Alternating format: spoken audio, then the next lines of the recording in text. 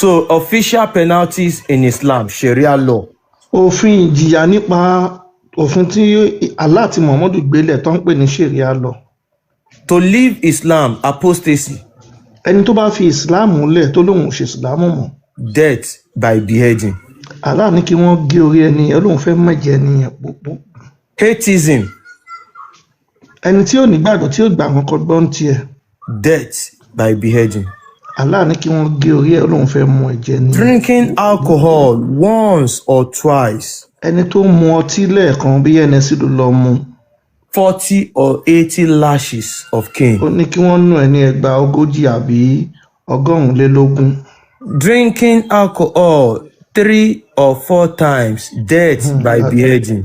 Àgbà kò dé bá yín, wọ́n ní ìwọ tó wá lọ mu tí bí agúdà ló lọ mu àbí ustaus mẹ́ta, ìyẹn stout mẹ́ta táwọn pè ní ustaus, wá lọ mu mẹ́ta wọn wá ka ẹ̀ mọ́bẹ̀, kí làlá sọ. Death by beheading. Ó ní kí wọ́n gé orí ẹ̀, lóun fẹ́ mú ẹ̀jẹ̀. Adultery if married. Ẹni tó ti ní ọkọ àbó ti níyàwó tó lọ ṣàgbèrè tó bá ka mọ́bẹ̀ ńkọ́. Death by stoning. Allah ní kí wọ́n gbẹ́lẹ̀ kọ́ rí mọ́ kó wá kó orí ẹ̀ nìkan ta, ó ní kọ́ lẹ̀ ló kò pa títí tẹ̀mí fi máa bọ́ lára ẹ̀, wọ́n á fọ́ orí ẹ̀, á fọ́ káyàmáyàmá. Fornication if not married. Ẹni tó tún lọ ṣe àgbèrè tó bá yẹ pé kò láyà ńlé. 100 lashes plus 1 year banishment. Ẹ̀rí pẹ́sìn Islam ọkùnrin ló wà fún un, ó ní kí wọ́n nà yẹn ní ẹgbàá 100, bọ́ tó bá jẹ́ obìnrin ni wọ́n máa pa ni, ó ní kọ́ nà lẹ́gbàá 100. Grape if married. Ẹ máa gbọ́ ẹni tó lọ fi ọkùnrin tó lọ fi pápá báyàn sùn nínú Islam. No, ó dà bẹ́ẹ̀ ni tó fi pa bá obìnrin tó fi pa bá sùn ni o. Death by stoning. Òun náà ẹ máa wò ṣẹ́rí obìnrin tí wọ́n lọ bá sùn tí pápá lọ fi bá sùn, Allah ní kí wọ́n gbẹ́lẹ̀ kọ́ rí mọ́ kọ́dẹ̀lẹ̀ lóko pa. Grape if not married. Ẹni tí wọ́n tún fi pápá bá sùn tó bá yẹ pé bí a kò tí ì fẹ́ yàwó. 100 lashes plus 1 year banishment. Ṣé pé ọkùnrin ló ń gbádùn ní Islam, ó ní kí wọ́n nà ní ẹgbàá 100. Because wọ́n fi tọkùnrin tó bá tọkùnrin ni wọ́n máa ní kó fẹ́ obìnrin tó fi tipátipá bá sùn yìí. Ẹ̀rí so ọkùnrin gbádùn ní Islam. Fighting against Muslim jihadists. No, yẹn kọ́ ló kàn, homosexual ló kàn. Okay, homosexuality. Àwọn bí akọ́sákọ ni ìwé ló ń bára yín ní bàbá. Death by stoning. Allah ní kí wọ́n gbẹ́lẹ̀ kọ́ rí mọ́, ó ní kí wọ́n lẹ́yìn lóko tí ẹ̀mí àfi bọ́ lára yín kọ́ fọ́ orí yín kó fọ́ká sílẹ̀. Homicide. Death by beheading. Ẹni tó ìpànìyàn, Allah ní ìyẹn náà kí wọ́n gé orí ẹ̀, lóun fẹ́ mú jẹ. Fighting against Muslim jihadists. Bí àwọn kan wá ń ka Kùránì fún ẹ bí Kùránì 9:29, wọ́n wá ní àkòrí bẹ́ẹ̀ báyìí ló ṣe rí, súnmọ́ mọ́ bá wa jà ní a ní báyìí ló ṣe rí fa. Allah ní tí ń bá wọn jà nìyẹn, kí ló sọ? Death by beheading. Allah ní kó gbé wọn tó bá ti ń ṣe bẹ́ẹ̀ sílẹ̀ kó gé orí ẹni náà, ó lóun fẹ́ mú ẹ̀jẹ̀ nìyẹn. Blaspheming, insulting Allah, Muhammad or Quran. Ìwọ tó kàn ló ń sọ̀rọ̀ pa Kùránì tó lọ ń sọ lọ́nà ọ̀nà tí ó tẹ́ wọn lọ́rùn, àbọ̀ ń sọ̀rọ̀ Allah àbí Muhammadu. Muhammadu ẹni pé fọmọdún 6 ni ó dẹ̀ fàdí ẹ̀yà, Muhammadu ó bókù sùn, ṣègìdì làlá, ta ló ní kó sọ síta, kí ni ìdájọ́ tó ní kó ṣe fẹ́ ni náà? Death by beheading. Allah ní kí wọ́n gé orí ẹni, ó lóun fẹ́ mú ẹ̀jẹ̀ nìyẹn. Waging war against Allah or Muhammad. Ẹ̀yin tẹ́ ẹ bá ti ń kọjú ìjà sí Allah bí Muhammadu, ṣé mo túmọ̀ ẹ̀ pé bí yà ò fẹ́ ṣe ìsìlámù, ìtumọ̀ kọjú ìjà sí Allah àti Muhammadu nìyẹn o, kí làlá pè dájọ́ ẹ̀? Death by beheading or crucifixion. Allah ní bí a kọ́ gé orí yín kóun mu ẹ̀jẹ̀ yín púpùpù àbí kí wọ́n kàn yín mọ́gi àgbélébù bó ṣe kan Jésù mọ́gi. Causing mischief or corruption in the land. Ìwọ kan bí yóò wá gbé Bíbélì wá ń ṣe wàásù lórí ilẹ̀ pé ẹ gba Jésù sáyé yín, ẹ yí padà, ẹ yí padà, ẹ yí padà tó dẹ̀ ti ń lo ṣẹ̀ríà, kí ló ní kó ṣe fún wọn? Death by beheading, crucifixion, amputation or exile from land. Allah ní kí wọ́n gé orí ẹni náà lóun fẹ́ mu ẹ̀jẹ̀ nìyẹn púpùpù àbí kí wọ́n kàn mọ́gi àgbélébù, àbí ìwọ kan tó wá ń sọ pé àṣà ti ṣe yín dáa, ẹ máa ṣòro ìdílé yín, ẹ ṣàṣà yín, ó ní kí wọ́n kàn ẹ̀ mọ́gi àgbélébù àbí kí wọ́n gé ẹ nípa sípayọ̀, kó gé apá ọ̀tún ẹ̀, kó gé ẹsẹ̀ òsì ẹ̀, kó sọ ẹ́ di mẹ̀kúrú. Drug smuggling. Ìwọ tó bá gbé egbògi olóró tó gbé wọnú ìlú. Death by beheading. tí wọ́n bá ti mú ẹ Allah ní kí wọ́n gé orí ẹ Ọlọ́run fẹ́ mú ẹ jẹ. highway robbery with no murder. Ìwọ tó lọ jalè lójú òpópónà márosẹ̀ tó pààyàn.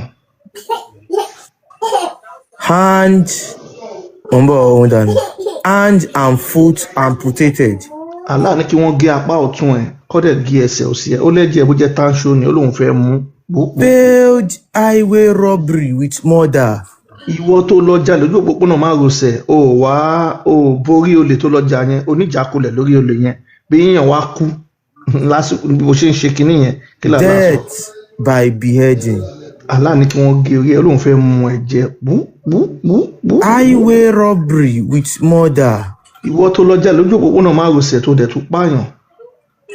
Death by crucifixion. Allah ní kí wọ́n pa ẹni náà kọ́kàn mọ́gi àgbélébù. Stealing, first offense. Ẹni tẹ́bi ń pa bí ó lọ jí ẹyin. Right hand amputated. Allah ní kí wọ́n gé apá ọ̀tún ẹ̀. Stealing, second offense. Ó tún lọ jí òróró tó fẹ́ fi sí ẹyin yẹn. Left foot amputated. Allah ní kí wọ́n gé ẹsẹ̀ òsì ẹ̀. Stealing, third offense. Ó wá tún lọ jí indomie ó jẹ́ lẹ́ẹ̀kẹta. Right foot amputated. Allah ní kí wọ́n tún gé ẹsẹ̀ òsì ẹ̀ ẹsẹ̀ ọ̀tún ẹ̀. Stealing, fourth offense. Tó wá lọ jí sọ wá lọ gbé bí búrẹ́dì ló lọ gbé àbá bọ́. Left hand amputated. Allah ní kó wá gé ọwọ́ ọ̀tún ẹ̀ pé wọ́n ti gápá wọ́n ti gẹ́sẹ̀ ó ti di kò ní nǹkan kan mọ́. Stealing, fifth offense. Ó tún wá lọ jalè bí ó lọ fẹnu mu ẹgẹ́ bí ó fẹnu má bọ́ báyìí àbó fẹnu mú. Death by beheading. Allah ní kó ẹ̀ṣẹ̀ wá gé orí ẹni yẹn òun fẹ́ mú Fine. bí a fi táwọn Muslim ti jókòó ní mọ́ṣáláṣí wọ́n ń sọ̀rọ̀ àwọn olúwo ń sọ̀rọ̀ àwọn tọ́ílẹ̀tì Ògbómọ̀ṣọ́ àwọn amúbíyẹyá àwọn ìmọ̀ọ̀mù Ọ̀fà Faruk wọ́n jókòó síbi kan wọ́n sọ̀rọ̀ bí Dáúdà Imran olórí burúkú Ṣàráfà ẹlẹ́nu wíwọ́ àti Dáúdà Tọ̀wán kí la fẹ́ lọ ṣe ẹja pé Gúnmi wà wọ́n ń ṣèpàdé bọ́ ìfẹ́ gbé Gúnmi wá lẹ́lẹ́kẹ́. Death by beheading. Ìwọ kan wá rí wọn wá lọ sọ Allah ní kí wọ́n gé orí ẹ Ọlọ́run fẹ́ mú jẹ. Witchcraft. Ìwọ tó ń ṣe àṣà àti ṣe ẹ lọ́dọ̀ tí wọn nǹkan tó wọ́n pè ní àṣà àti ṣe ẹ ló ń ṣe o ọba ti ní ẹ bí ó lọ sódò Ọ̀ṣun àbò gbẹ́bọ tó jẹ́ àṣà àti ṣe ti ilẹ̀ wa àbò death by beheading. Allah ní kí wọ́n gé orí ẹ Ọlọ́run fẹ́ mú ẹ̀jẹ̀ púpọ̀ nílẹ̀ wa tí ò ń ṣẹlẹ̀ Saudi wọn ti bí ìyá Allah àti Muhammadu dá. Burning or soiling the Quran. Ìwọ tó sun Kùránì náà àbò ojú sómi gbóná tó jó Kùránì. Death by beheading. Allah ní kí wọ́n gé orí ẹni náà Ọlọ́run fẹ́ mú ẹ̀jẹ̀ yẹn. Rejecting the Quran. Ìwọ tí wọ́n ka Kùránì fún tó ní kò lè rí bẹ́ẹ̀ láyé ta ka Kùránì fún pé wo bí ìwà Allah lẹ́ni tó bá ṣe Islam wọ́n ní kọ́ pa wọ́n ní tí ìyá àti bàbá ẹ̀ tó bá ṣe Islam má bá wọn ṣọ̀rẹ́ má mú ọlọ́rẹ́ múlẹ̀ tó ní irọ́ ni kò rí bẹ́ẹ̀ kí Allah ní kò ṣe fẹ́ ni náà. Death by beheading. Allah ní kí wọ́n gé orí ẹ̀ Ọlọ́run fẹ́ mú ẹ̀jẹ̀ yẹn púpọ̀. Abandoning prayer. Àsìkò òun tó wọ́n ti ń lo ṣẹ̀ríà ńlẹ̀ yín àsìkò wọ́n ti pè ń Allahu Akbar Allahu Akbar Allahu Akbar Allahu Akbar ashhadu an la ilaha illallah ó wá dìde ò lọ kí wọn palẹ̀ mọ́ ó lọ wà lọ́fíìsì wà ṣọ́ọ̀bù wà ń lé ẹ̀. Death by beheading. Allah ní kí wọ́n gbé ẹ kí wọ́n gé orí ẹ Ọlọ́run fẹ́ mú ẹ jẹ bú. Not paying zakat tax. Ìwọ tó sàn sàkà àgbákòmọ̀dé. Death by beheading. Mọ̀ nǹkan tó dé báyìí tó ń pè ní Islam Allah ní kí wọ́n bẹ orí ẹ Ọlọ́run fẹ́ mú ẹ jẹ bú. Worshipping partners with Allah. Ìwọ ló ti wá ń ṣe Islam nígbà tó ti ń lo ṣẹ̀ríà tó tún wá ní ó fẹ́ lọ ṣòro ìdílé ẹ̀ ó fẹ́ lọ gbégún tó ń ṣe nídìílé ẹ̀ ó fẹ́ lọ ṣọ̀ṣun ó fẹ́ ṣọya ó fẹ́ ṣe àṣà tó jẹ́ àṣà ìdílé wa Allah ló fi ṣe nǹkan mímọ́ òun nìyẹn kí ni ìdájọ́. Death by beheading. Allah ní kí wọ́n gé orí ẹni náà fíó kórí yẹn bọ́lẹ̀ kúrò lọ́rùn ẹ̀ òun fẹ́ mú ẹ̀jẹ̀ hanging yẹn. onto curtain of the Kaaba in Mecca. ẹ wo lára ìtàn sọ fún ẹ̀yin bàbá àgbà yín ìyá ẹ sọ fún àwọn ọmọ yín tó bá ti wá ń lo ṣẹ̀ríà wá lọ sí Mecca wá mú fóònù ẹ̀ ó fẹ́ lo Snapchat yeah I mean Mecca this is Kaaba wá lọ di aṣọ yẹn mú báyìí wá ń ṣe ẹnu ẹ ọ̀nà sọ̀kan báyìí oh my friend my people yeah I mean Kaaba this is Kaaba wá ń ṣe fóònù ẹ báyìí ó dẹ̀ ti di aṣọ yẹn mú kí ni ìdájọ́ tá láàánú kan ṣe. Death by beheading. Ọlọ́run má jẹ́ ọlọ Mẹ́kà dáhùn wọ́n tó fi ìlú ẹ̀lẹ́ tó lọ nínú Allah ní kí wọ́n bẹ́ orí ẹ̀ Ọlọ́run fẹ́ mọ ẹ̀jẹ̀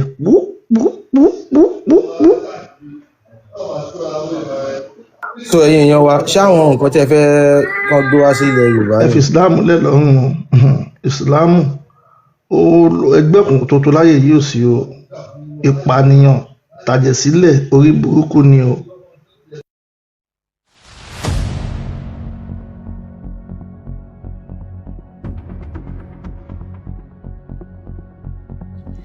The downfall of Ibrahim Traore, the dark side of him. What you need to know about Ibrahim. Is Ibrahim truly the new savior of Burkina Faso? Or is he another powerful ruler standing on dangerous political ground? Why is all of Africa talking about him? Why do many young Africans praise him like a revolutionary hero? And why do others believe Burkina Faso may still be heading toward deeper instability? From the ancient Mosaic kingdom to French colonial rule, from the country once called Upper Volta to the modern state now known as Burkina Faso. This is not just the story of one man. This is the story of kingdom, the story of war, the story of colonialism, the story of revolution, the story of betrayal, the story of corruption, the story of terrorism, and the story of one of the most controversial leaders in modern Africa. In this documentary, we will answer the questions that matter most. When was Burkina Faso created?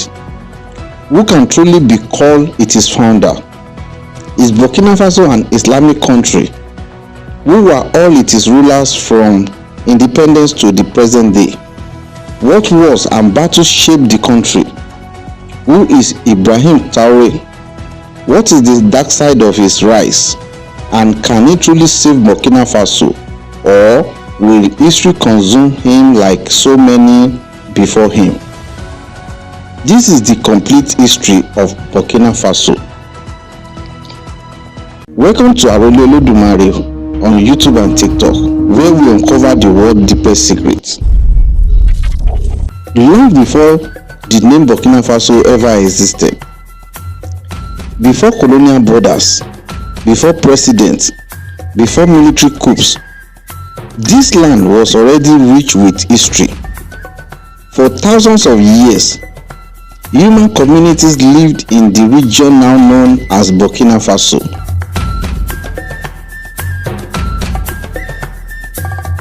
They farmed the land, they traded with neighboring peoples, they built social systems, traditions, and political structure of their own. Among the most important people in this region were the Mosi. According to oral tradition, the Mosi traced their origins to a legendary warrior princess named Yenenga. Yenenga is remembered as a brave and powerful royal woman whose story became central to Mosi identity and to the historical imagination of modern Burkina Faso. Whether every detail of her story is literal history or partly legendary, one thing is clear: Yenenga remains one of the most important symbolic figures in history of Burkina Faso. By around the 11th century, the Mosi kingdom had emerged as major political powers in the region. Among the most important were Ouagadougou, Yatenga, Tekodongo, Fada Ngoma. These were not weak communities. They had rulers, they had armies, they had taxation system, they had organized authority, they had trade routes and political influence. For centuries, the Mosi kingdom stood among the strongest power in West Africa. The Mosi kingdom did not survive by accident. They fought, they defended their land, they protected their power, and they resisted outside domination.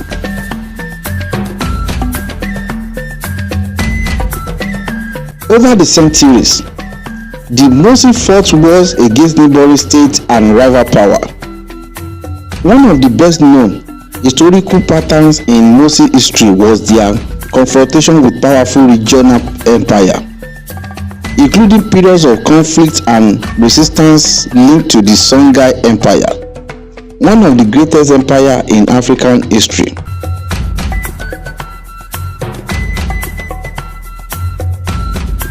Not every ancient battle survived in complete written detail, but the larger historical picture is clear. The peoples of this region fought repeatedly to defend territory, identity, and political power. That warrior tradition will remain a defining part of the region's political character for centuries.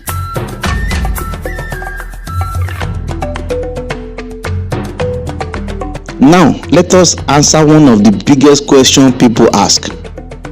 Who founded Burkina Faso? The truthful answer is this. No single person founded Burkina Faso. The country emerged in stages across different historical eras. And there are three key dates you must remember. First, 1919.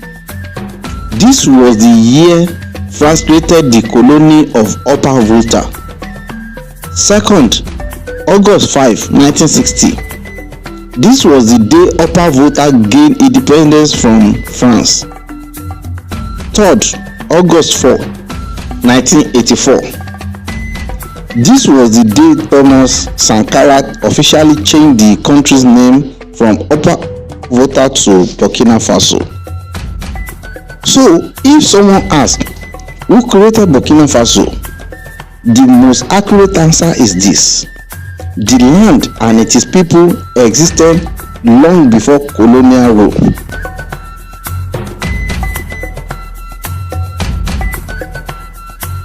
France created the colonial territory known as Upper Volta in 1919. The independent state began in 1960. And the name Burkina Faso was officially adopted in 1984 under Thomas Sankara. And that name is deeply meaningful. Burkina Faso is commonly understood as land of upright people.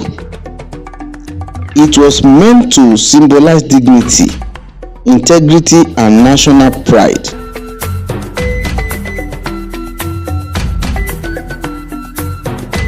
In the late 19th century, Africa entered one of the darkest periods in its history. European empires began carving up the continent in what historians call the scramble for Africa.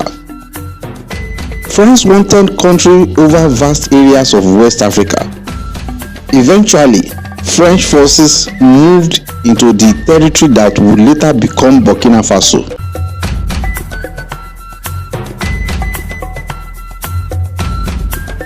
Local rulers resisted, but colonialism did not arrive with peace.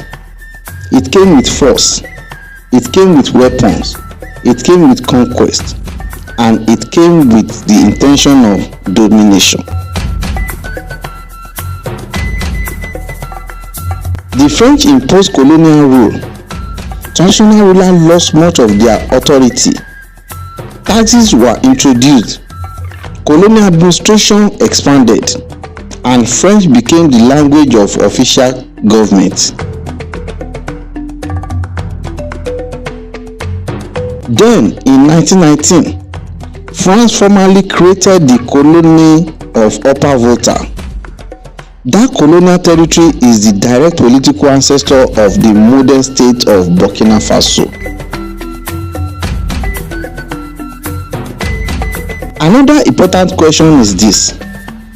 What language did Burkina Faso speak from ancient times to modern day? The answer is not one language. Burkina Faso has always been a multilingual land. Before colonial rule, People spoke a wide range of indigenous African languages, including Mo, Diola, Fulfulde, Goma language, Bobo language, and many others. When France colonized the region, French became the official language of administration and state power. And even today, French remains the official language of Burkina Faso. However, everyday life in Burkina Faso is still deeply multilingual. Many people continue to speak indigenous languages in their homes, community, and marketplaces. Among the most important modern national languages are Mo, Diola, and Fulfulde. So, while French is the official state language, Burkina Faso remains culturally and linguistically rooted in its African language.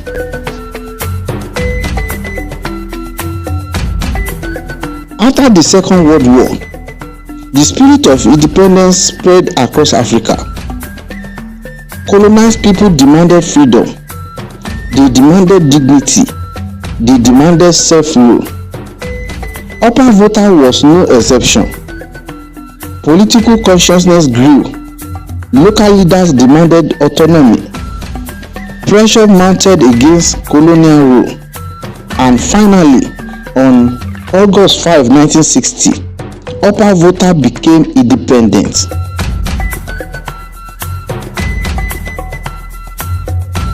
Its first president was Maurice Yamigo. For many citizens, independence was supposed to be the beginning of a new future. A future of African self-government, a future of dignity, and a future of development and justice. But independence alone could not solve the country's deeper political and economic problems. And in Burkina Faso, those problems will continue for decades.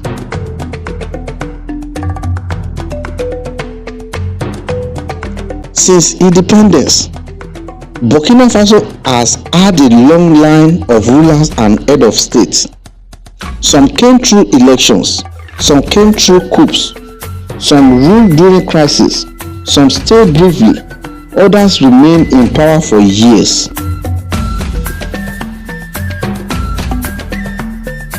Let us go through them clearly. Maurice Yamigo ruled from 1960 to 1966, the first president after independence. Sangouli Lamizana, he ruled between 1966 to 1980. He was a military ruler who came to power after Yamigo was overthrown. Saye Zabo, 1980 to 1982. John Baptiste Ouedraogo, 1982 to 1983. Thomas Sankara, 1983 to 1987. Blaise Compaoré, 1987 to 2014. Michael Kafando, 2014 to 2015. Gilbert Dedere, 2015 alone. Rockman Christian Kabore, 2015 to 2022. Paul Henry Sandaogo Damiba, he ruled between January 2022 to September 2022. And finally, Ibrahim Traoré, he ruled between 2022 to the present day. This list alone tells a powerful story. It shows that Burkina Faso political history has been shaped by instability, military intervention, popular uprisings, and repeated transfers of power.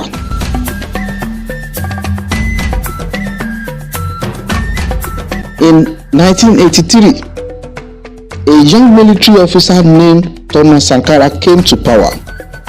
He was charismatic, he was bold, he was anti-corruption, and he believed Africans should rely on itself rather than foreign powers. Then came one of the most important moments in the country's history. On August 4, 1984, Sankara changed the name of the country from Upper Volta to Burkina Faso. This was more than a name change. It was a political statement, a cultural statement, and a revolutionary statement. Sankara wanted to break from the colonial identity imposed by France. He wanted the nation to have a name that reflected dignity, pride, and African self-definition. Sankara also launched major reforms. He fought corruption, he reduced government privileges, he promoted local production, he supported women's rights, he expanded vaccination campaigns, he pushed for social transformation, and he promoted African dignity and self-reliance. To many people across Africa, Thomas Sankara remains one of the greatest revolutionary leaders the continent has ever seen. But revolutions create enemies, and on October 15, 1987, Thomas Sankara was assassinated during a coup. The coup was led by Blaise Compaoré, his former ally. That assassination remains one of the darkest moments in Burkina Faso's history. For many Burkina people, Sankara's death was not just the death of a leader. It felt like the death of a dream. The dream of justice, the dream of transformation, the dream of a new national future. But even though Sankara died, his legacy did not disappear. His ideas continue to inspire generations across Africa. After Sankara's death, Blaise Compaoré took power. He will remain in power for 27 years. That is nearly 3 decades. His supporters argue that he brought continuity and political survival, but his critics accuse his government of corruption, repression, and the concentration of power in the hands of a small elite. This is where we must talk directly about corruption in Burkina Faso. The country's corruption problems did not begin with one single man, but under long years of elite rule. Many ordinary citizens felt that power was serving the few while the majority continues to suffer.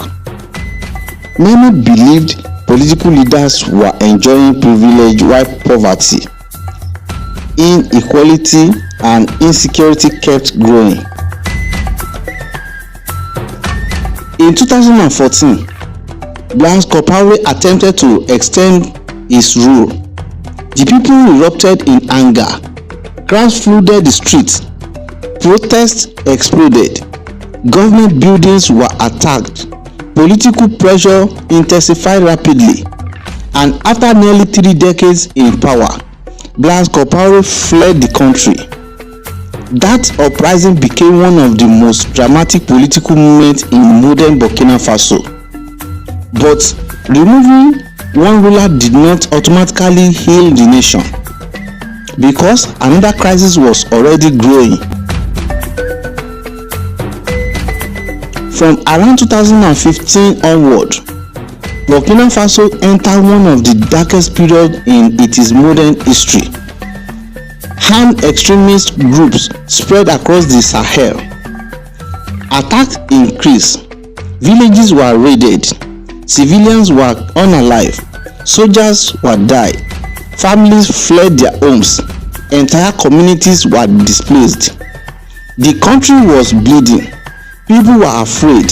The government seemed increasingly unable to contain the violence, and anger inside the military grew stronger. Security became the central issue in national politics, and eventually the military would intervene again.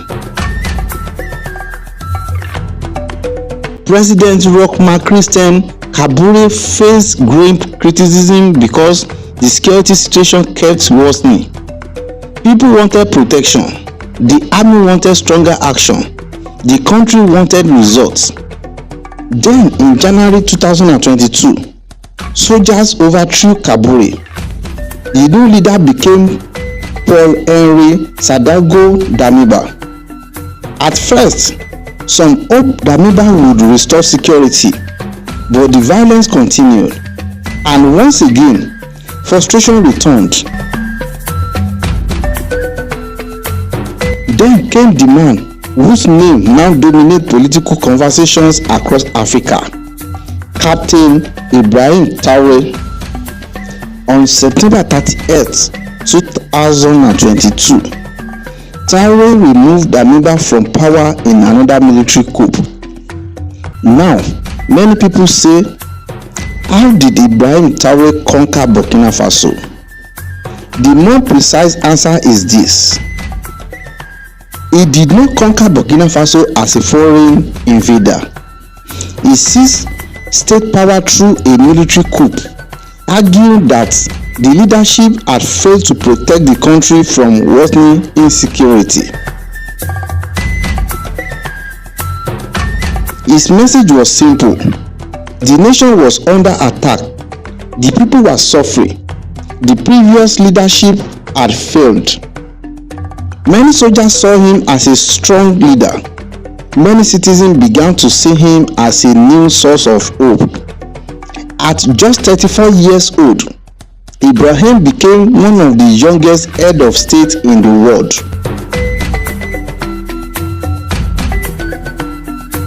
Some people ask, who exactly is Ibrahim Traoré? Ibrahim Traoré was born on March 14, 1988 in Kera, Burkina Faso. Before entering the military, he studied geology. He later received military training and built a reputation as a disciplined officer involved in anti-insurgency operations.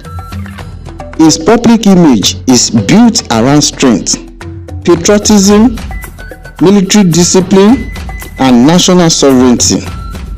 And as for his marital status, there is no wide verified public information confirming whether he is married or not. He keeps his private life largely out of public view. If you want to understand why so many people are talking about Ibrahim Traoré, focus on these 5 things. Number 1, anti-corruption rhetoric. He presents himself as someone ready to confront political decay. Number 2, military patriotism. He projects the image of a soldier defending the nation.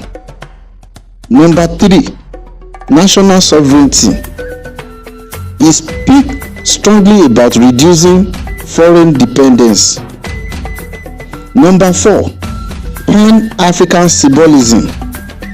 Many supporters see him as a symbol of African self-respect, resistance, and independence. Number 5, the Sankara comparison.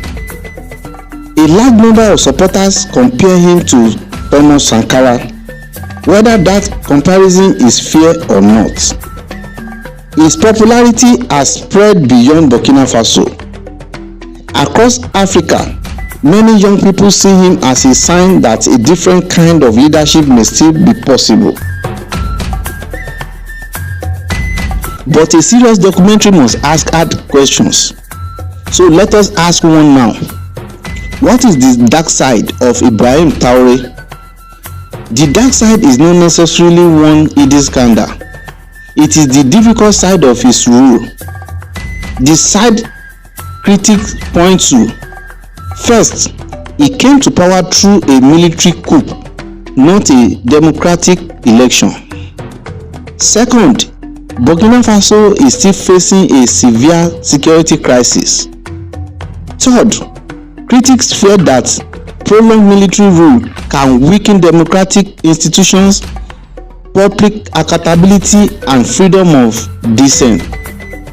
Fourth, supporters may be placing enormous hope in one man, even though Burkina Faso's problems are far deeper than any one leader can solve quickly.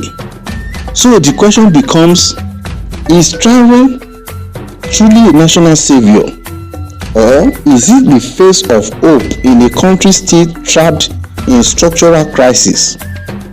That remains one of the biggest unanswered questions in Burkina Faso today.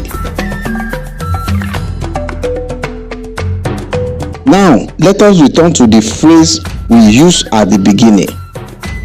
The downfall of Ibrahim Traoré. As of now, this does not mean he has already fallen from power. Instead, it refers to the dangers that could bring him down if things go wrong. What could become Ibrahim Traoré downfall? Failures to improve security, economic hardship, internal military divisions, public disappointment, political isolation, or the danger of becoming more symbolic than effective. And history in Burkina Faso is unforgiving. Thomas Sankara rose and was unalive. Blaise Compaoré ruled for decades and fled. Kabore was elected and was overthrown. Damiba took power and was removed. So the real question is no longer only who Ibrahim Traoré is. The real question is this: can he succeed where others failed, or will history swallow him too? Now, let us answer another major question. Is Burkina Faso an Islamic country? The answer is no. Burkina Faso is officially a secular republic. That means the state is not constitutionally governed as an Islamic state. However, Islam is the largest religion in the country. The population includes a Muslim majority, a large Christian minority, and followers of traditional African religions. So yes, many Burkina citizens are Muslims. But no, Burkina Faso is not officially an Islamic country. It is a secular state with religious diversity. To understand Burkina Faso fully, we must also summarize the major battles and conflicts connected to its history. First, there were the wars of the Mosi kingdoms, expansion wars, defensive wars, and struggles against neighboring power. Second, there was resistance during the French conquest, when local rulers and communities confronted colonial expansion in the late 19th century. Third, there was the Agachat Strip War of 1985, a short but significant border conflict between Burkina Faso and Mali. And fourth, there is the ongoing Sahel jihadist insurgency, which began affecting Burkina Faso severely from around 2015 onward. This insurgency has become one of the deadliest crises in the country's modern history, and one of the main reasons Burkina Faso has experienced repeated coups in recent years. Burkina Faso uses the West African CFA francs. Its currency code is XOF. This currency is shared with several West African countries, but the CFA franc is not just a simple currency issue. For many Africans, it also raises political questions because of its historical connection to France and the legacy of colonial influence in West African economies. So where does Burkina Faso stand today? It stands at a crossroad. It's a country with a proud history, a country with resilient people, a country with deep cultural identity, but it is also a country still battling insecurity, economic hardship, displacement, and political uncertainty.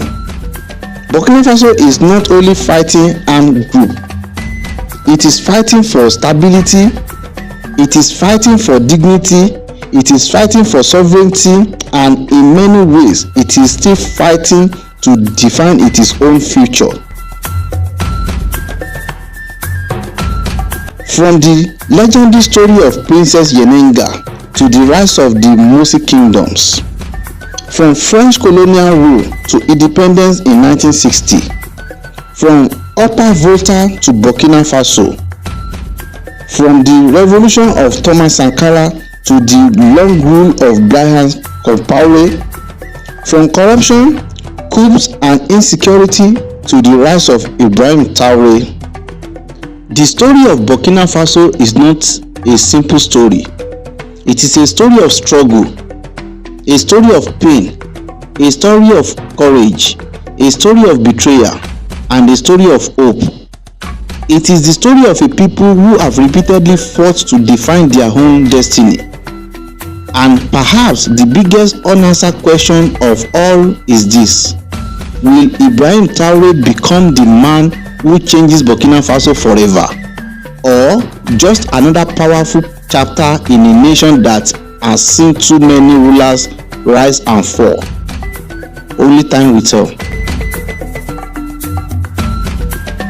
If you enjoyed this documentary, make sure you subscribe to Arole Olodumare on YouTube and TikTok for more deep documentaries on African history, religion, politics, ancient kingdoms, hidden truths, world civilizations, and untold historical stories.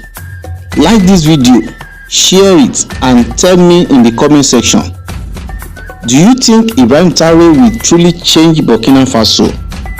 Thank you for watching. This is Arole Olodumare. See you in the next documentary. Bye for now.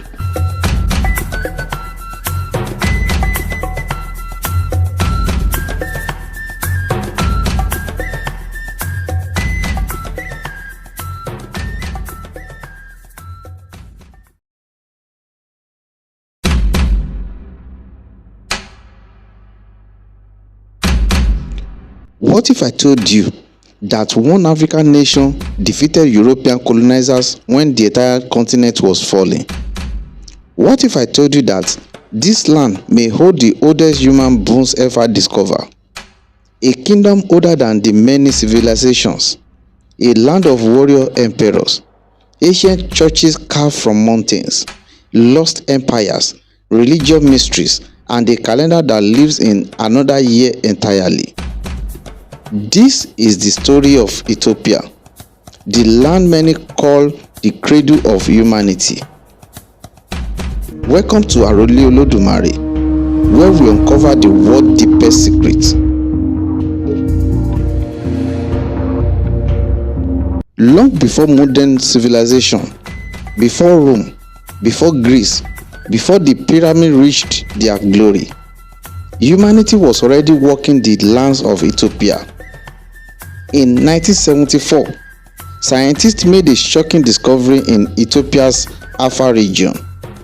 They uncovered the fossilized remains of a female human ancestor. Her name became Lucy. Lucy was over 3.2 million years old. She changed history forever. Her bones prove that some of the earliest human ancestors live in East Africa. This discovery caused many archaeologists to call Ethiopia the birthplace of mankind. But Ethiopia's story was only beginning. Around 1000 BCE, ancient kingdoms were already rising in northern Ethiopia. One of the earliest was called the Mount. It is people built temples, irrigation systems, and trade network. They traded with Arabians across the Red Sea, and slowly a powerful civilization emerged, one that would become legendary, the Kingdom of Aksum. By the 1st century AD, Aksum became one of the greatest empires on earth, not just Africa, but the entire world. Historians say Aksum stood beside Rome, Persia, and China, and one of the most powerful civilizations of its time. Its merchants controlled major trade routes: gold, ivory, salt, and spices flowed through Ethiopian markets. The empire became rich, very rich, and then something happened that changed Ethiopia forever. Christianity arrived. In the 4th century, King Ezana converted to Christianity. This made Ethiopia one of the first Christian nations on earth. Long before many European kingdoms, Christianity became deeply connected to Ethiopian identity. Ancient churches rose across the land, priests guarded sacred traditions, and Ethiopia developed one of the oldest Christian cultures in existence. But Ethiopia also carried another mystery, a legend connected to the Bible itself. According to the Ethiopian tradition, the Queen of Sheba traveled to Jerusalem to meet King Solomon. Their meeting became legendary. The story says they had a son named Menelik. And Menelik later became Ethiopia's first emperor. Some Ethiopian tradition even claim the Ark of the Covenant was brought to Ethiopia. To this day, many believe it is hidden inside a guarded church in Aksum. No one is allowed to see it. The mystery remains unsolved. Centuries later, another Ethiopian king stunned the world, King Lalibela.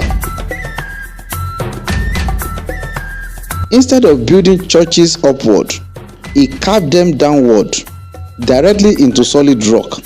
Entire churches, cut from mountains. This incredible structure became known as the churches of Lalibela. Even modern engineers still wonder how they were built. For many believers, Lalibela became a second Jerusalem.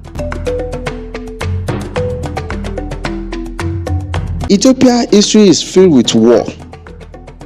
Empire rose, kingdom collapsed, invaders attacked from every direction. One of the deadliest invasions came in the 1500. A Muslim military leader named Hamad ibn Ibrahim al-Ghazi, known as Ahmad Granny, launched a devastating war against Ethiopia.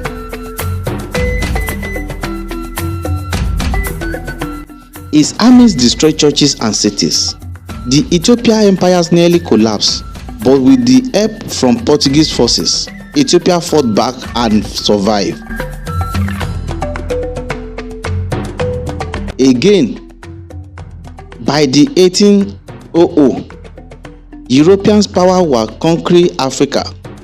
Britain, France, Belgium, Portugal, Germany, and Italy. Almost the entire continent fell under colonial rule, but Ethiopia refused to bow, and one emperor would change African history forever.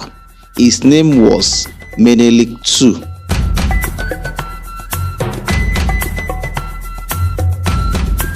In 1896, Italy attempted to colonize Ethiopia. The Europeans believed victory would be easy. They were wrong. Menelik II united European forces from different ethnic groups. Tens of thousands of warriors marched toward Adwa. Then came one of the greatest battles in African history, the Battle of Adwa.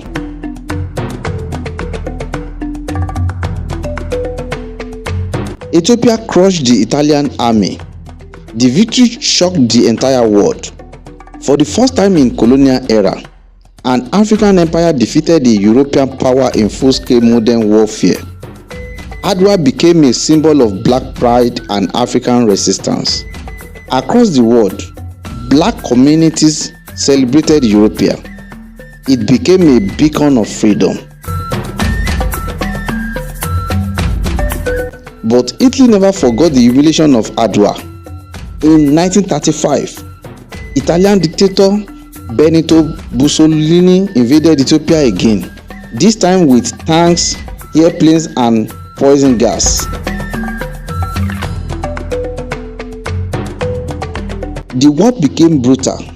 Emperor Haile Selassie I appealed to the League of Nations, but the war mostly remained silent. Italy occupied Ethiopia for several years, yet Ethiopian resistance fighters never surrendered. Eventually, during World War II, Italy was defeated and Haile Selassie returned to power. Haile Selassie became one of the most famous African leaders in history. To many African and black communities worldwide, he represented dignity and independence.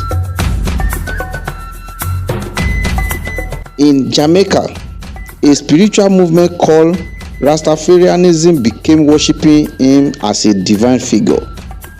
Ethiopia became spiritually important far beyond Africa.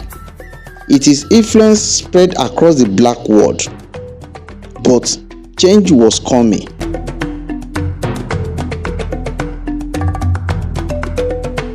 By the 1970s, Ethiopia faced poverty, famine, political unrest. In 1974, Haile Selassie was overthrown. The ancient monarchy ended.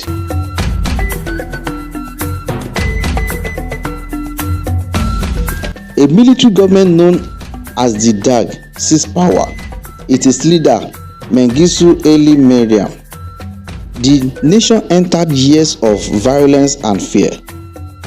Thousands died during political purges called the Red Terror. Civil war spread, and Ethiopia entered one of the darkest periods in its history. For decades, Eritrea fought for independence from Ethiopia. Finally, in 1993, Eritrea became its own country, but peace did not last. Another brutal war erupted between Ethiopia and Eritrea from 1998 to 2000. Thousands were unalived.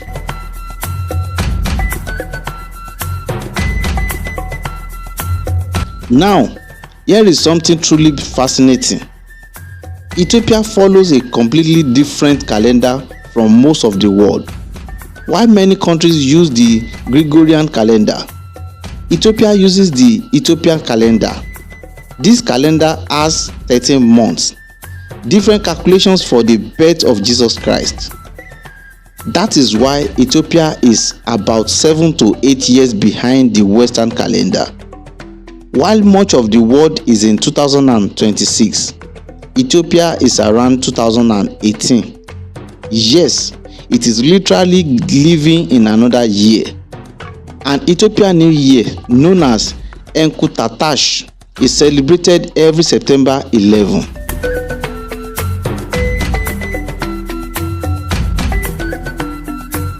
Today, Ethiopia is one of the Africa's most influential nations.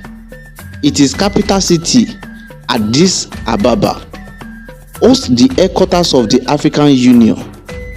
The country has over 100 million people, multiple ethnic groups, ancient traditions, rapid modernization, but modern Ethiopia still faces challenges, ethnic tensions, political conflict and economic struggles, and yet its spirit remains unbroken.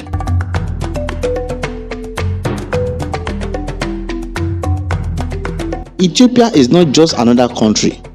It is one of the world's oldest civilizations. a symbol of African resistance, a land connected to the origins of humanity, a kingdom of ancient faith, a survivor of invasion and war. From Lucy to Aksum, to Adwa to Haile Selassie, Ethiopia's history continues to inspire millions across the world.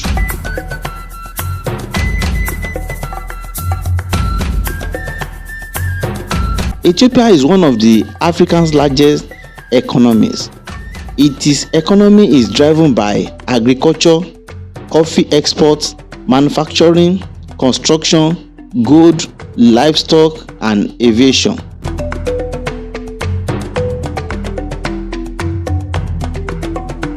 Ethiopia's GDP as of recent estimates is over $150 billion. It is among the fastest growing economies in Africa in recent decades.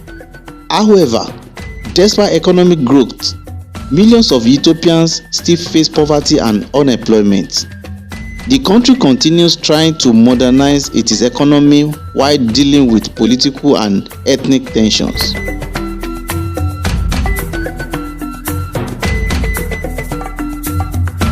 Ethiopia is one of the Africa's most religious countries.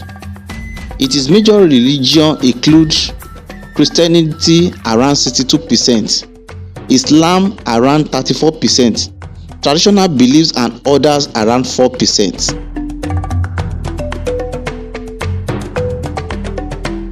Most Ethiopian churches belong to Ethiopian Orthodox Church, Protestant churches, and Catholic churches. Islam has existed in Ethiopia since the earliest days of Islam. In fact, some of Prophet Muhammad's followers once fled persecution and found refuge in Ethiopia.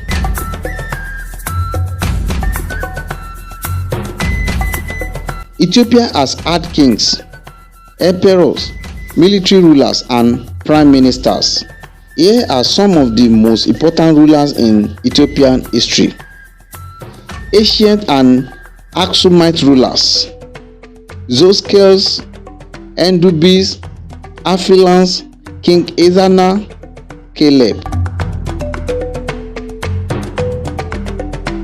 Dagwe dynasty: Maratakla, Haimonid, Lalibela, Yemrehana Krestos. Solomonic dynasty: Yekuno Amlak, Amda Seyon I, Zara Yakob, Lebna Dengel, Sensei Yos I. Ethiopia has a president and a prime minister. The prime minister holds most executive power. Current prime minister Abiy Ahmed. Current president Haile Selassie.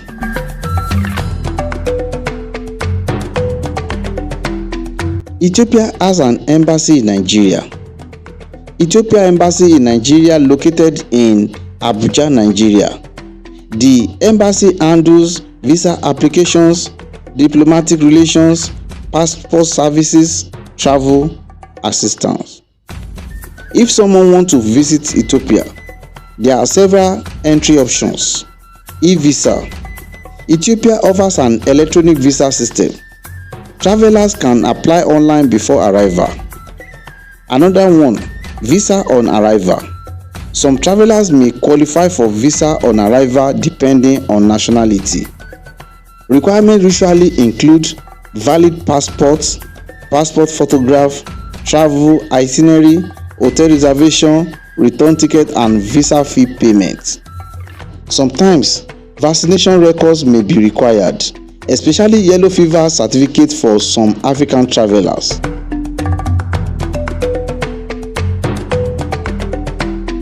Foreigners can work, study, invest, or live in Ethiopia.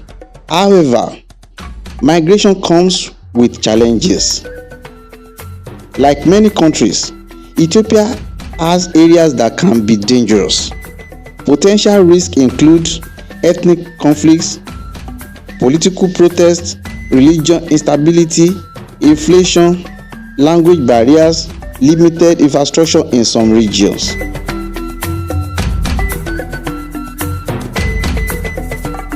Certain border regions may experience violence or military activity. That is why travelers should always check current security advice, respect local laws, and avoid conflict zones. But many parts of Ethiopia remain peaceful and culturally rich. Ethiopia is located in East Africa. It belongs to the Horn of African region. Neighboring countries include Eritrea, Sudan, South Sudan, Kenya, Somalia, and Djibouti. Its location made Ethiopia an important center for trade, religion, migration, and ancient civilizations.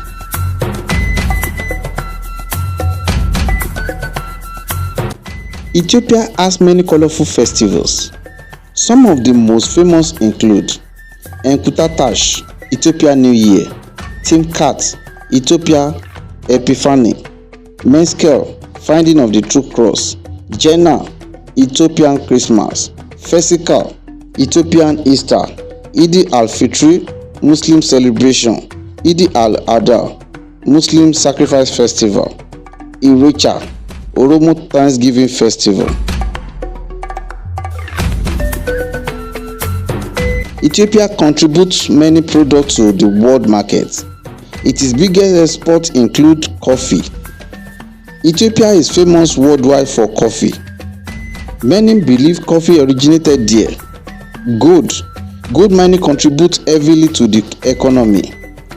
Livestock. Ethiopia has one of the African largest livestock populations. Flowers, especially roses, exported to Europe. Leather products. Shoes and leather goods are major exports. Airlines. Ethiopia Airlines is one of the African biggest and most respected airlines. Ethiopia is more than a nation. It is one of humanity's oldest homes, a symbol of African independence, a spiritual center, a rising economic power, a country balancing ancient traditions with modern ambition. Its story continues to shape Africa and the world. From ancient kingdoms to modern skyscraper, from warrior emperors to global diplomacy, Ethiopia remains one of the most fascinating countries on earth. This is Arole Olodumare. Subscribe for more powerful African history documentaries. African history must never be forgotten. Bye for now.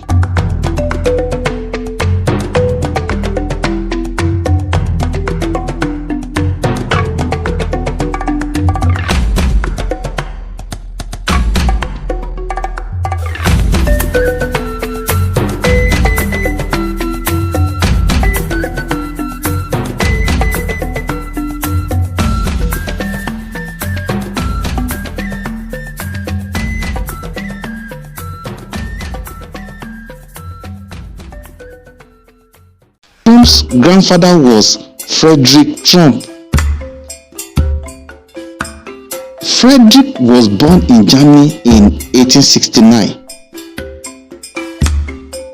As a young man, he immigrated to the United States seeking opportunity and a better future. During the gold rush era, Frederick operated restaurants and hotels, serving miners and travelers. Over time, he built wealth and established the Trump family's early business foundation. He later married Elizabeth Christ Trump. After Frederick died in 1918, during the influenza pandemic, Elizabeth helped continue the family business. Together, they laid the foundation for what would later become the Trump real estate empire. Donald Trump's father was Fred Trump. He was born in 1905. Fred Trump became a highly successful real estate developer in New York. He focused mainly on apartment building, housing development, middle-class housing projects. Fred was known as extremely disciplined, tough in business, financially smart, and competitive. He built thousands of homes across New York City and became a millionaire long before Donald entered business. Fred strongly influenced Donald's personality. Many people believe Donald learned aggressive negotiation, confidence, business ambition, and competitive thinking directly from his father. Donald Trump's mother was Mary Ann MacLeod Trump. She was born in Scotland in 1912 on the Isle of Lewis. Mary came from a humble background and immigrated to America in search of a better life. Unlike Fred's street personality, Mary was often described as calm, elegant, religious, and family-oriented. She loved tradition and played a strong role in raising the children. Donald later said his mother had a strong social personality and loved glamour, something many believe influence his attraction to luxury and fame. Donald John Trump was born on June 14, 1946 in Queens, New York City. He was the fourth of 5 children in the Trump family. From childhood, Donald displayed confidence, energy, competitiveness, strong emotions, and leadership tendencies. But it was also difficult to control. Teachers and relatives described him as aggressive and rebellious. Donald grew up in a wealthy environment, but his home was highly disciplined. His father expected hard work, strength, and success.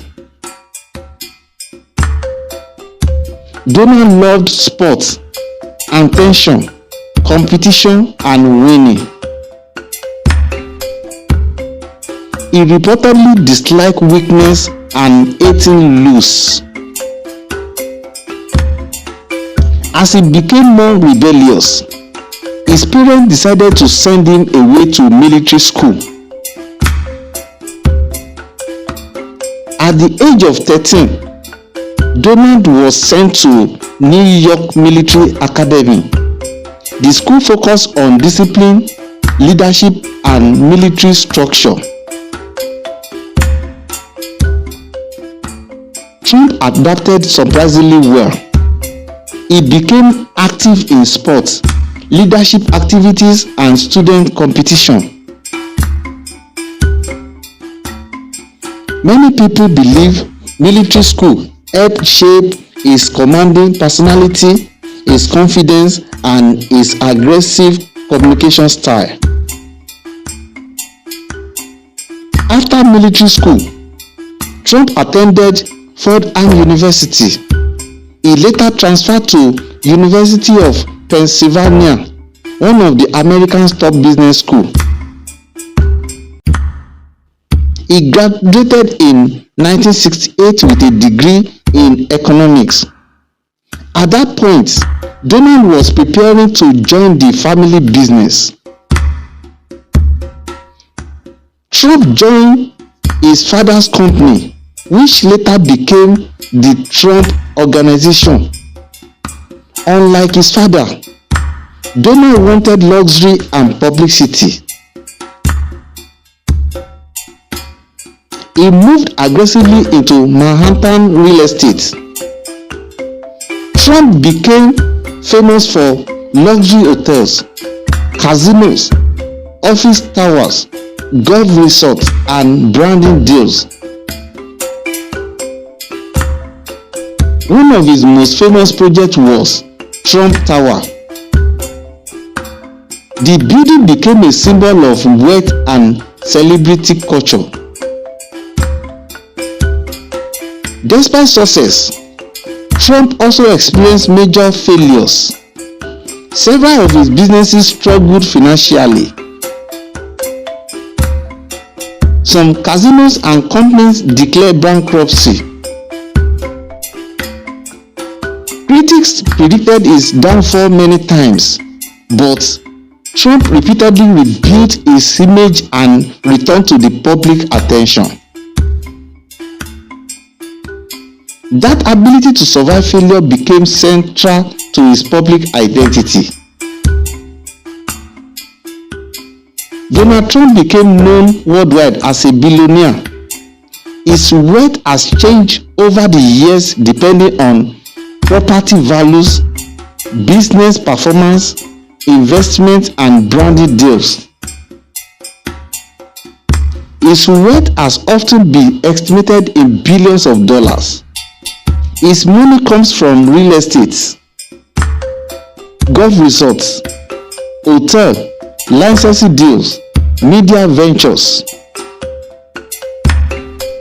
Regardless of exact number, Trump successfully transformed his name into a global brand.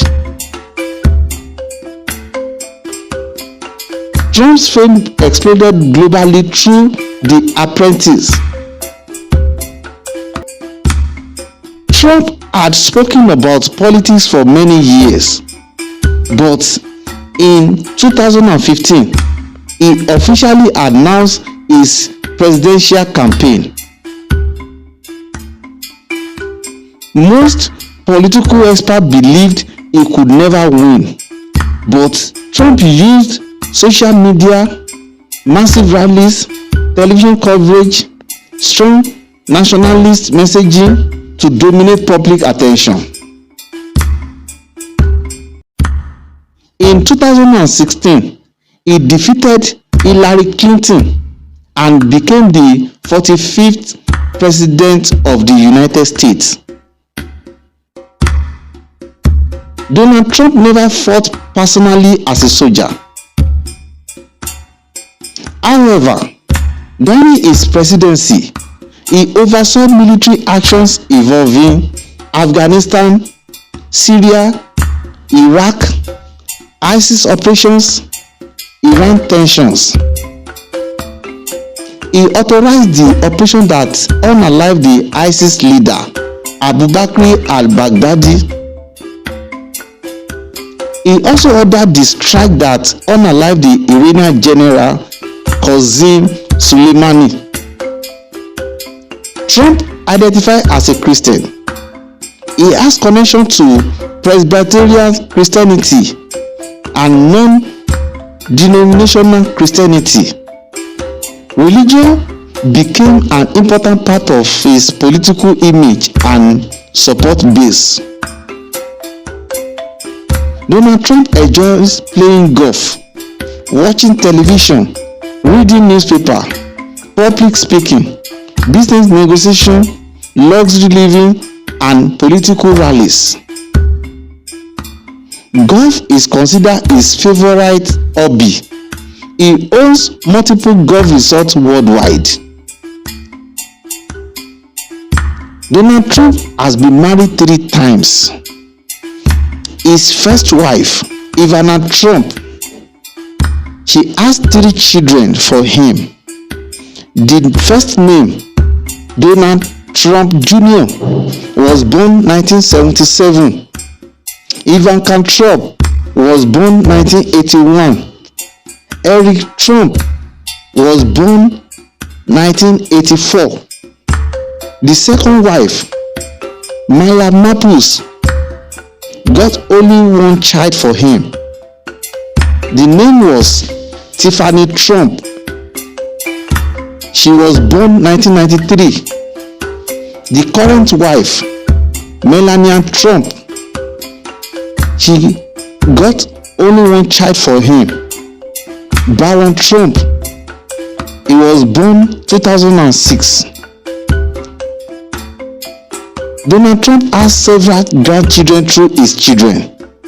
Some of the best known include Kai Trump, Donald Trump III, Tristan Trump, Spencer Trump, Chloe Trump, Arabella Kushner, Joseph Kushner, Theodore Kushner.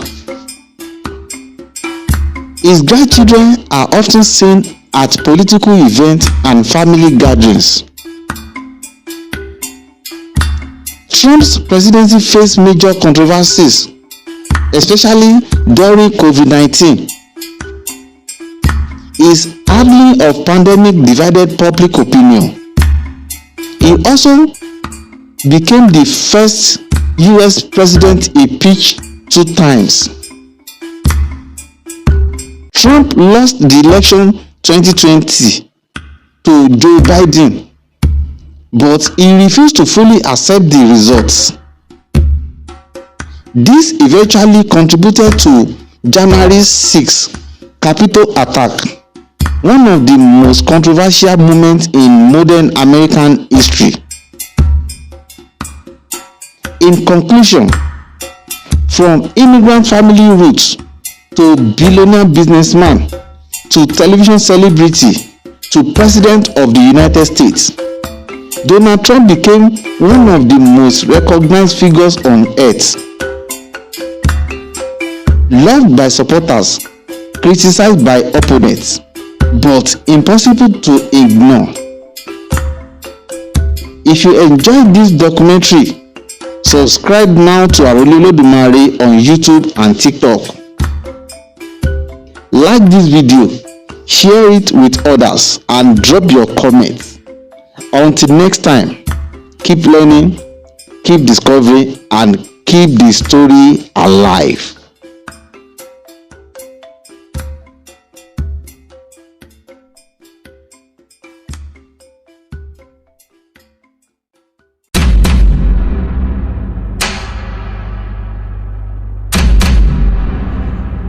In the early 1800s, deep inside the forest of Yoruba land, a young boy was watched his world born.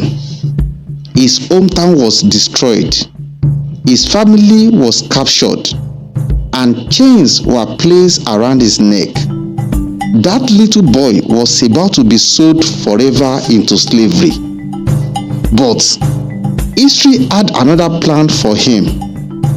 He will rise from slavery to become the first African bishop in history. He will bring education, Christianity, literacy, and Bible translation to West Africa. His name was Samuel Ajayi Crowther. Welcome to Arole Olodumare on YouTube and TikTok, where African history, hidden truths, and powerful stories come alive. If you love deep African documentaries like this, subscribe right now, like this video, and turn on the notification bell, because today we are going to deep into the real story of Bishop Samuel Ajayi Crowther.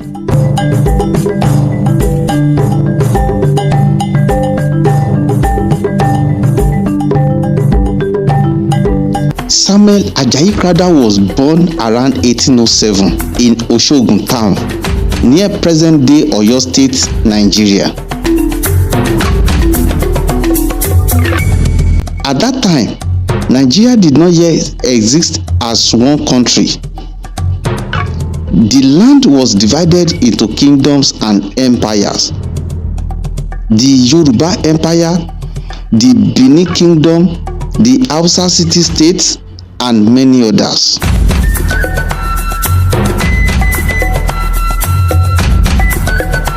Ajayi was born into a Yoruba family. His father was believed to be a farmer and local weaver, a respected man in the community. His mother was known as a hardworking Yoruba woman who deeply cared for her children and traditions.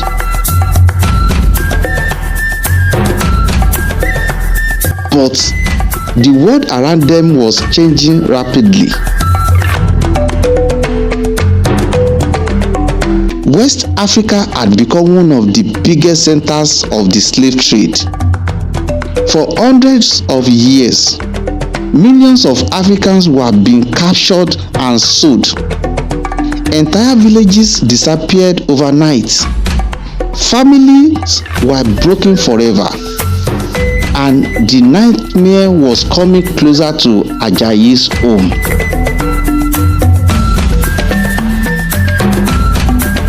Around 1821, when Ajayi was about 12 years old, war exploded across Yoruba land. The Owu War had begun. Slave raiders moved from village to village. Homes were burned. Children were kidnapped. People were tied with ropes like animals.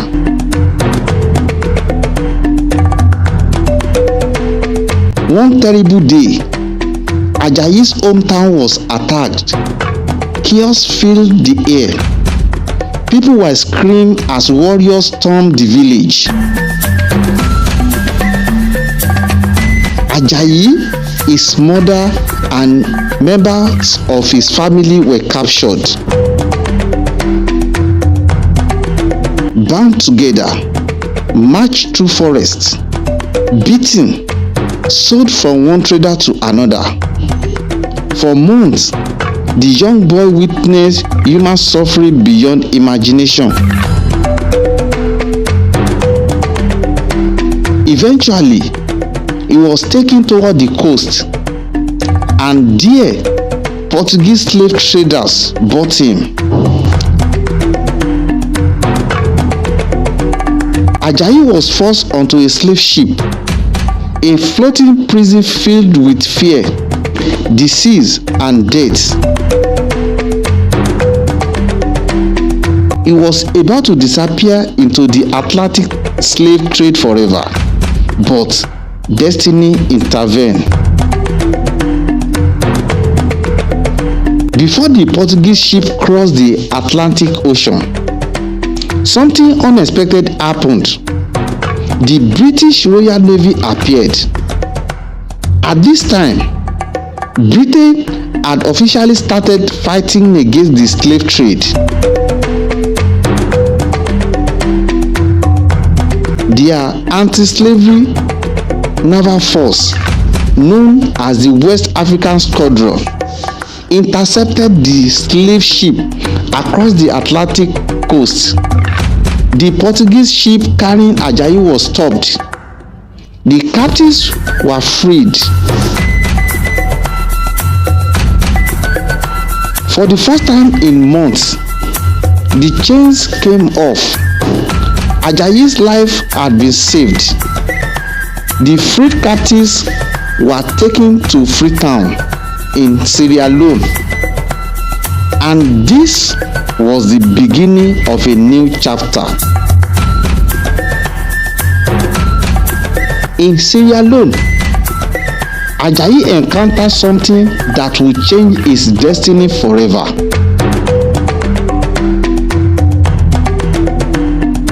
Education. Christian missionaries began teaching the rescued slaves how to read, how to write, and how to speak English.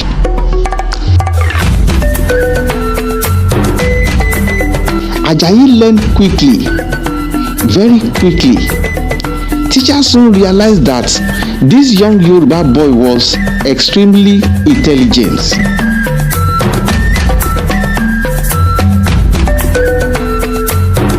In 1825, he was baptized into Christianity, and during baptism, he received a new name, Samuel Crowther. The name Crowther came from an Anglican clergyman. From that day forward, Ajayi became known as Samuel Ajayi Crowther.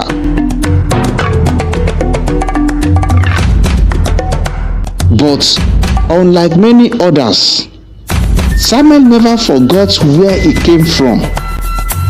He understood African languages, African traditions, and African suffering, and that would later make him one of the most important Africans in modern history. As Samuel grew older, he became deeply passionate about language and education.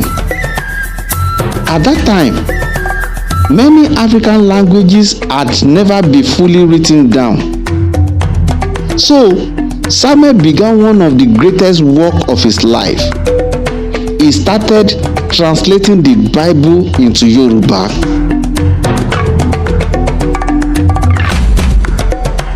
This was revolutionary because for the first time, many Yoruba people could read religious texts in their own language. Samuel also wrote Yoruba grammar books, dictionaries, language materials, and educational texts. He helped transform Yoruba into a major written African language. This was not just religion anymore. This was cultural preservation. This was intellectual liberation. And slowly, Samuel Crowther became famous across West Africa.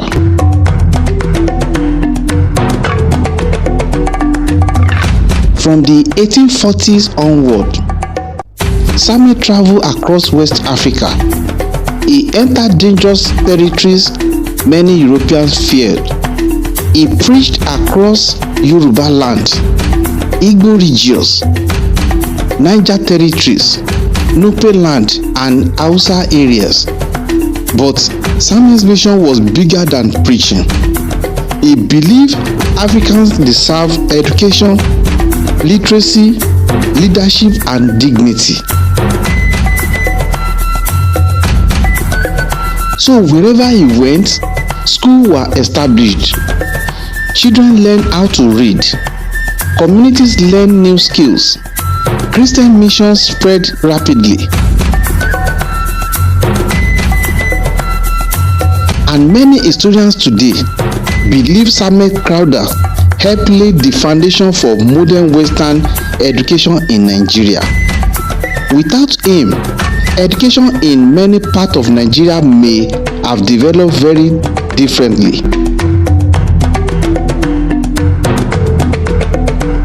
Samuel later married a woman named Susan Crowther. She too had once been rescued from slavery. She originally known as Asana.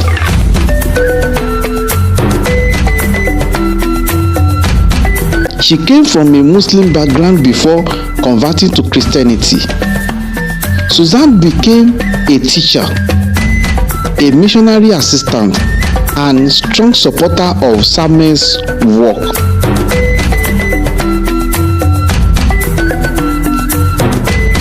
Together, they built one of the most influential Christian families in West African history.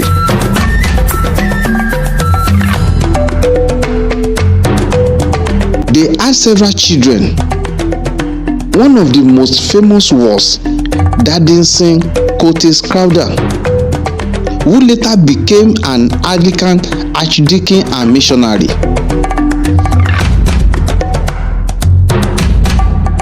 Another important family connection came through his daughter Abigail, because Samuel Crowther later became the grandfather of Abat Macaulay, one of the founding fathers of Nigerian nationalism.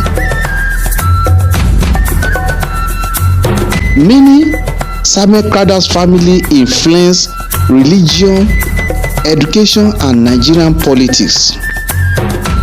Then came the moment that changed African church history forever.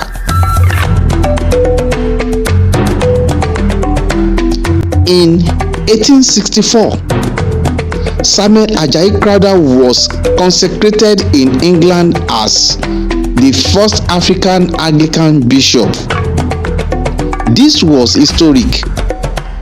At a time when Europeans looked down on Africans, Samuel Crowther stood before the world as a bishop.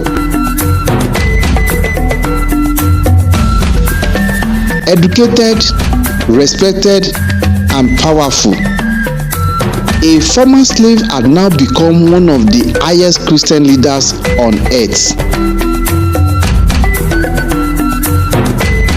For Africans across the continent, this became a symbol of hope, proof that Africans could lead themselves, proof that Africans could achieve greatness despite slavery and colonial oppression.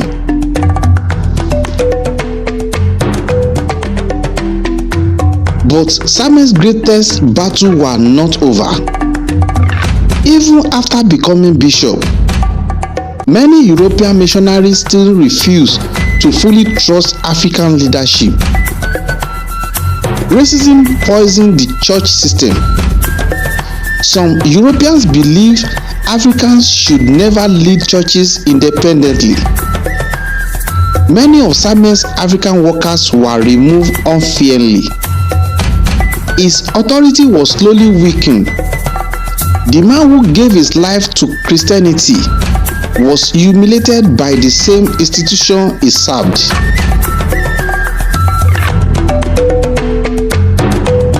It broke his heart, but Samuel never abandoned his mission.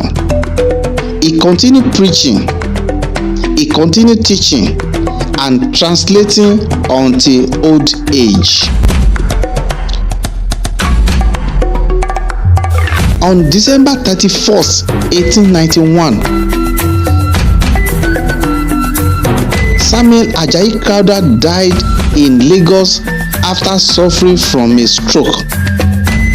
He was over 80 years old, but his legacy never died.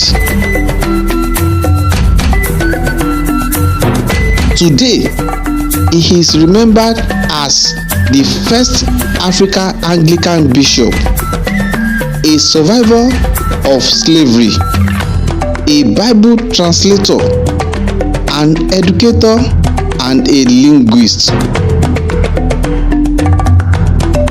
and one of the fathers of modern Christianity in West Africa. The Yoruba Bible he translated still exists today. The schools connected to his mission transformed generations, and his stories remain one of the greatest African stories ever told. A boy once chained for slavery ended up changing an entire continent. Samuel Ajayi Crowther's life teaches us something powerful. No matter where you begin, your story does not have to end there. From slavery to bishop, from suffering to greatness, from chains to legacy. This is why African history must never be forgotten. If you enjoyed this documentary, subscribe now to Arole Olodumare on YouTube and TikTok. Like this video, share it with others, and comment below what part of Samuel Crowther's story shocked you the most. Until next time, Keep learning, keep discovering, and keep the African story alive.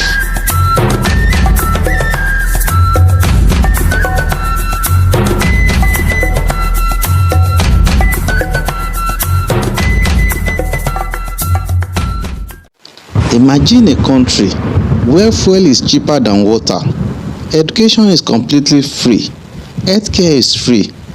A country so rich, it is people didn't worry about survival. Then suddenly, bombs fall from the sky, the leader is haunted, the government collapses, and within months, the entire nation is gone. How did Libya rise to power? Why did the United States and its allies attack it? And how did one of the Africa's richest nations fall into chaos? To understand this, we must go back thousands of years. Long before oil, before modern borders, Libya was already important. The first known people here were the Berbers, also called Amazon. They were warriors, traders, survivors of the deserts. Then came the Phoenicians.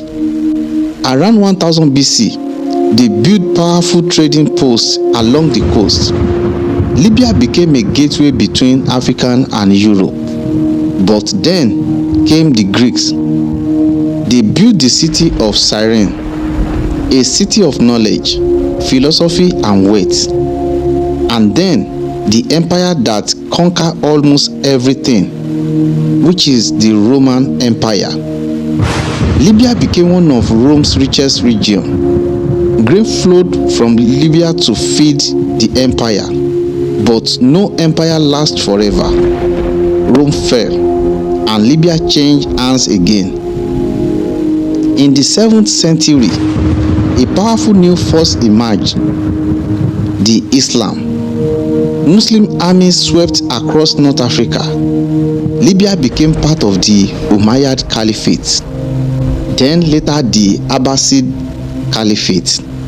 Islam spread deeply, and today almost all Libyans are Muslim. But Libya was still not independent. It was ruled by empires, not by itself. In 1551, Libya became part of the Ottoman Empire. Local rulers like the Kamanli dynasty governed the land, but real power was far away, in Istanbul. For centuries, Libya waited. Then came 1911. Italy invaded Libya. The people resisted, led by a fearless man, Omar Mukhtar. He fought using guerrilla warfare, but Italy responded with brutality. Village destroyed, people in prison, thousands unalive. Omar Mukhtar was captured and executed. Libya was crushed. After World War II, Libya finally became free. In 1951, a king was crowned, Idris I. Then came the discovery that changed everything. It was oil. Libya became rich, very rich. In 1969, a young officer launched a coup. His name was Muammar Gaddafi. He removed the king and promised power to the people. He nationalized oil and used the wealth for the citizens. Free education, free healthcare, housing support. Libya became one of the richest countries in Africa. But there was another side. No elections, no opposition, total control. Gaddafi ruled for over 40 years. Gaddafi challenged global powers, especially the United States. He was accused of supporting militant groups. Then came a shocking event, Lockerbie bombing. Libya was blamed. Sanctions followed. The country was isolated. In 2011, protests began during the Arab Spring. The government responded with force. Then NATO intervened, led by NATO with support from the United States. Airstrike destroyed military targets. Gaddafi's government collapsed. He was captured and unalive. People expected freedom. Instead, it was chaos. Militias took over. Rival government formed. Libya split into regions: Tripolitania, Cyrenaica, and Fezzan. Today, Libya has no single ruler. Power is divided between government of national unity and forces led by Khalifa Haftar. The country remains unstable. Libya had everything: wealth, power, and opportunity. But today, division, conflict, uncertainty. So ask yourself, was Libya destroyed from within or from outside? If you want more powerful, eye-opening stories like this, subscribe now to Arole Olodumare on YouTube and TikTok, because the next story might be even more shocking. Bye for now.